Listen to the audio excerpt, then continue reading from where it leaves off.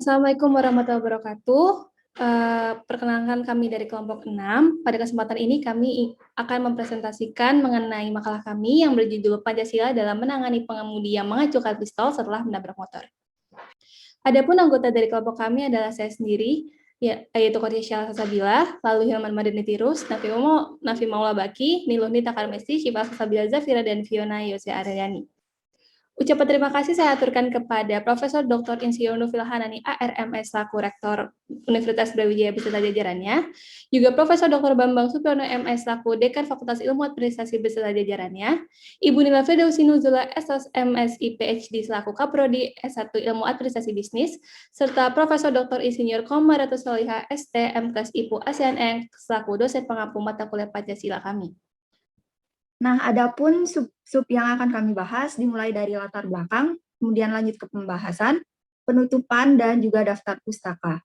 Adapun latar belakang dari pembuatan PowerPoint ini yaitu kasus yang baru-baru ini terjadi, yaitu seseorang pengendara mobil Fortuner yang menabrak seorang pengendara motor kemudian mengacungkan pistol dan mengaku sebagai seorang oknum polisi. Nah, tentu saja hal ini tidak sepatutnya terjadi.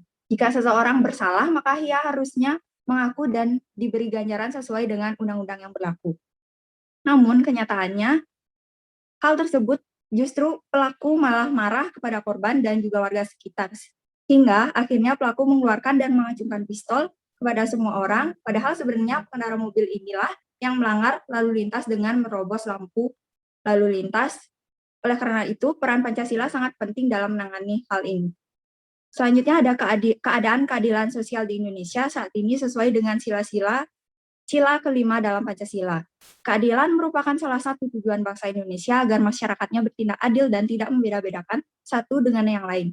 Konsep keadilan sosial ini telah menjadi salah satu pemikiran dari Presiden Soekarno, yaitu keadilan sosial ialah suatu masyarakat atau sifat suatu masyarakat yang adil dan makmur, berbahagia, buat semua orang, tidak ada penghinaan, tidak ada penindasan, tidak ada penghisapan. Presiden Soekarno ingin menjadikan keadilan sosial sebagai salah satu poin utama nilai bangsa Indonesia, yang mana semua orang, semua untuk semua, bukan semua untuk satu.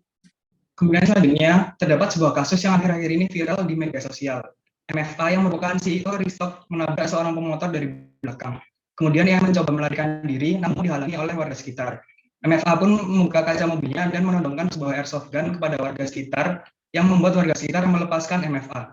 Padahal dalam pasal 231 ayat 1 UU nomor 22 tahun 2009 menyatakan bahwa pengemudi yang terlibat kecelakaan wajib menghentikan kendaraannya, memberi pertolongan kepada korban, melaporkan kecelakaan pada kepolisian, dan memberikan keterangan terkait kecelakaan tersebut. Selain terjerat pasal tersebut, MFA terjerat pasal mengenai penyalahgunaan pistol airsoft gun yang ditujukan untuk mengancam orang lain yang diatur dalam Perkap Kapolri nomor 8 tahun 2012. Pelaksanaan keadilan di Indonesia dapat dibilang masih kurang maksimal dan efektif. Selain kasus-kasus hukum di atas, masih banyak lagi contoh kasus non-hukum mengenai keadilan yang terjadi di Indonesia. Keadilan sosial merupakan salah satu tujuan membentuk pemerintah negara Indonesia, seperti yang tertulis dalam ayat 4 pembukaan Undang-Undang Dasar 1945 yang berbunyi, dan juga dengan mewujudkan keadilan sosial bagi seluruh rakyat Indonesia. Atas dasar tersebutlah seharusnya keadilan sosial ditegakkan setinggi-tingginya di Indonesia. Selanjutnya, penerapan Pancasila sebagai landasan ilmu agar terciptanya kehidupan yang bernegara yang baik dan adil. Sebagai dasar negara dan menjadi pengatur dalam kehidupan berbangsa dan bernegara, fungsi Pancasila sangatlah penting. Dan kelima sila yang ada dalam Pancasila sudah disusun dan dirancang dengan sangat baik, dan juga melibatkan banyak elemen-elemen pertimbangan seperti perbedaan suku, agama, ras, dan lain-lain. Pancasila mengandung nilai-nilai yang mencerminkan kepribadian masyarakat Indonesia. Oleh karena itu, segala sesuatu yang dilakukan harus sesuai dengan nilai-nilai yang terkandung dalam Pancasila. Keadilan dan kemakmuran yang merata merupakan suatu kesejahteraan yang diinginkan bangsa Indonesia. Oleh sebab itu, adil makmur merupakan tujuan utama bangsa Indonesia dalam mewujudkan keadilan sosial, keseimbangan antara hak dan kewajiban, dan menghormati hak orang lain.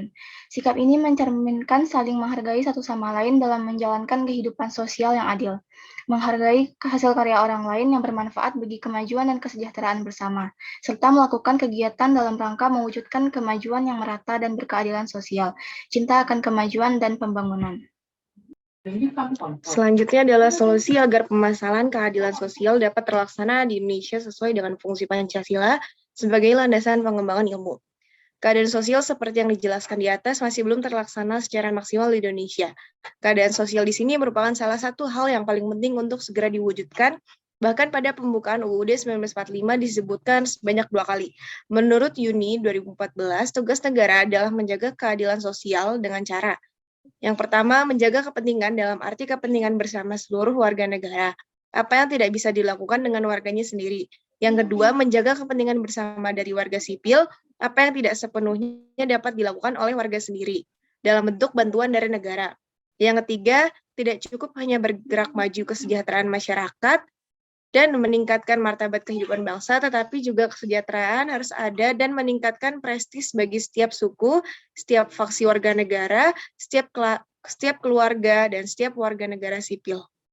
Ferry 2017 menjelaskan bahwa syarat yang harus dipenuhi terlaksananya keadaan sosial adalah semua warga wajib bertindak, bersikap secara adil, karena keadilan sosial dapat tercapai apabila tiap individu bertindak dan mengembangkan sikap adil terhadap sesama. Kemudian syarat yang harus dipenuhi yaitu semua manusia berhak untuk hidup sesuai dengan nilai manusiawi. Maka berhak pula untuk menuntut dan mendapatkan segala sesuatu yang bersangkutan dengan kebutuhan hidupnya. Baik, kesimpulan untuk presentasi hari ini adalah penerapan nilai-nilai Pancasila di Indonesia belum terlaksana dengan baik dan semestinya. Masih banyak nilai-nilai Pancasila yang hanya terucap namun tidak terlaksana. Hal ini sangat memprihatinkan dan harus menjadi perhatian kita sebagai warga Indonesia. Masih banyak ditemui kasus-kasus yang terjadi akibat implementasi Pancasila yang tidak maksimal, sehingga hukum lebih tajam ke bawah dan tumpul ke atas. Maka dari itu, negara dan rakyat harus bersinergi untuk bertindak mengedepankan keadilan dan hak asasi manusia di Indonesia, sehingga diharapkan kasus-kasus di atas tidak akan terjadi lagi. Baik, ini adalah daftar pustaka yang kami ambil untuk presentasi hari ini. Sekian untuk presentasi hari ini. Apabila ada pertanyaan, mohon silakan. Saya izin bertanya. Sebelumnya, apakah suara saya terdengar? Dengar. Perkenalkan, nama saya Rahmani Nurajiza dari kelompok 3. Nah, dalam PPT dijelaskan bahwa keadilan sosial dapat terlaksana jika semua warga wajib bertindak dan mengembangkan sikap adil terhadap sesama.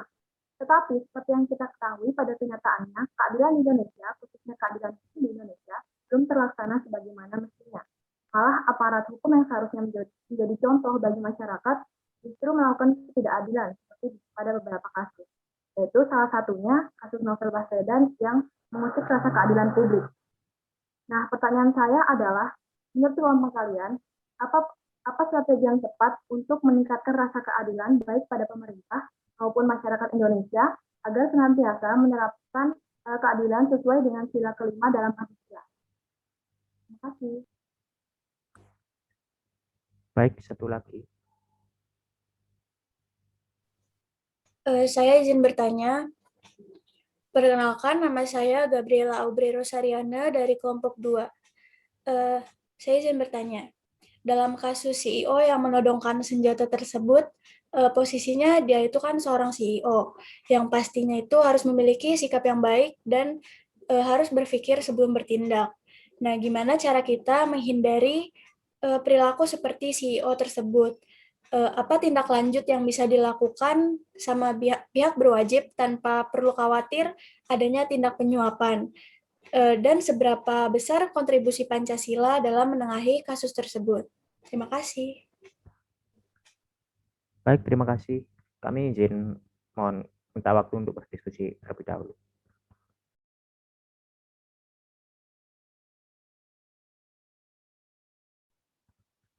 Cek.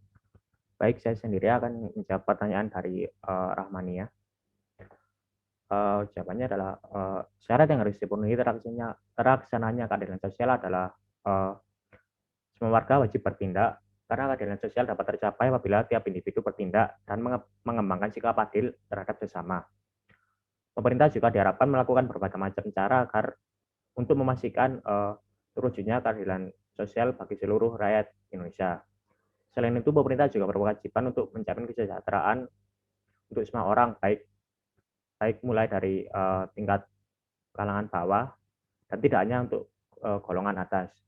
Sehingga kedepannya 5 sila dari Pancasila, terutama sila kelima, keadilan sosial bagi seluruh rakyat Indonesia, ini dapat terlaksana dengan baik dan semestinya. Apakah ada tanggapan? Baik, sudah cukup. Terima kasih atas jawabannya. Baik, terima kasih. Selanjutnya adalah pertanyaan dari Gabriel Aubrey. Yang pertama, bagaimana caranya supaya orang yang mempunyai kekuasaan seperti CEO itu tidak semaunya sendiri, dan apalagi CEO mungkin lebih susah untuk diberitahu karena dia merasa memiliki kekuasaan. Yang pertama, tindakan yang dilakukan oleh saudara MFA itu termasuk ke dalam abuse of power, yang mana tindakan penyalahgunaan wewenang yang dilakukan seorang pejabat atau dewan direksi untuk kepentingan tertentu, baik untuk kepentingan diri sendiri, orang lain, atau korporasi. Sehingga cara untuk menangani kasus tersebut adalah dengan memperkuat aturan dan regulasi perusahaan mengenai etika. Dan sebagai seorang CEO harus memahami semua regulasi, baik dari regulasi perusahaan atau negara. Apabila terjadi kejadian abuse of power, akan diberikan sanksi tegas dengan dilakukan pemecatan karena telah memberikan contoh tidak baik pada karyawan lainnya dan masyarakat. Tindakan tersebut dilakukan agar pelaku CEO tersebut jera dan dapat dijadikan pelajaran untuk para karyawan lainnya, maupun CEO di beberapa perusahaan agar tidak memanfaatkan jabatan untuk hal yang tidak benar. Serta untuk kedepannya CEO diberikan seleksi sesuai dengan regulasi perusahaan yang ketat dan diberikan pelatihan yang berlaku untuk semua karyawan agar menghindari kejadian yang berulang. Dan ketika CEO sudah diterima, ditambahkan adanya penandatangan kontrak. Ketika CEO penandatangan kontrak dengan syarat ketika CEO melakukan tindakan penyalahgunaan kekuasaan akan diberikan sanksi berupa pemecatan atau penurunan jabatan. Dan untuk generasi selanjutnya harus mengubah mindset bahwa pekerja itu bukan hanya untuk bekerja itu untuk mengembangkan perusahaan dan meningkatkan kualitas skill diri, tapi bukan hanya untuk uang atau kekuasaan semata. Dan untuk pertanyaan yang kedua, apa tindakan lanjut yang dilakukan sama pihak berwajib tanpa perlu mengkhawatirkan adanya tindakan penyuapan? Dalam negara sudah ditegaskan bahwa terdapat pasal 17 UU nomor 30 tahun 2014 yang mana badan dan atau pejabat pemerintah dilarang menyalahgunakan wewenang. Larangan itu meliputi larangan melampaui wewenangan, larangan mencampur adukan wewenang, dan larangan bertindak sewenang-wenang. Dan untuk penjelasannya akan disampaikan oleh rekan saya. Baik, selanjutnya tindak lanjut dari pihak berwajib yang dapat dilakukan adalah dengan melakukan penahanan dan pemeriksaan terhadap pelaku. Kemudian menindaklanjuti sesuai dengan prosedur hukum yang ada tanpa memandang status sosial. Kemudian apabila masyarakat menemukan kasus suap menyuap, juga dapat melaporkan pada pihak yang berwajib, namun juga dilengkapi dengan bukti yang jelas. Dan karena penyalahgunaan kekuasaan tersebut telah dijelaskan sebagaimana oleh undang-undang tadi dalam Pasal 17 Undang-Undang Nomor 30 Tahun 2014. Selanjutnya untuk kontribusi Pancasila dalam kasus ini. Pancasila merupakan dasar negara. Sesuai dengan sila kedua, setiap masyarakat memiliki kedudukan yang sama di mata hukum. Jadi setiap orang yang bersalah harus mendapat ganjaran yang sesuai dengan peraturan dan hukum, serta harus menghargai hak orang lain tanpa membeda-bedakan. Hal ini juga sejalan dengan sila kelima, di mana keadilan sosial harus merata bagi masyarakat dan dapat menyelesaikan berbagai permasalahan sosial yang terjadi. Jadi Pancasila berkontribusi besar dalam penanganan kasus tersebut karena dapat dijadikan sebagai pedoman dan dasar pelaksanaan hukum di Indonesia. Sekian, terima kasih. Apakah ada tanggapan dari saudari Gabriel? Baik, cukup. Terima kasih atas jawabannya. Baik, terima kasih kepada seluruh penanya dan juga teman-teman yang telah menjawab. Adapun presentasi ini telah dicukupkan. Terima kasih kepada seluruh teman-teman yang sudah hadir, juga pada tim penanya dan juga teman-teman yang telah menyempatkan waktunya untuk melakukan presentasi pada kesempatan kali ini. Saya selaku perwakilan dari kelompok 6 mengucapkan terima kasih. Wassalamualaikum warahmatullahi wabarakatuh.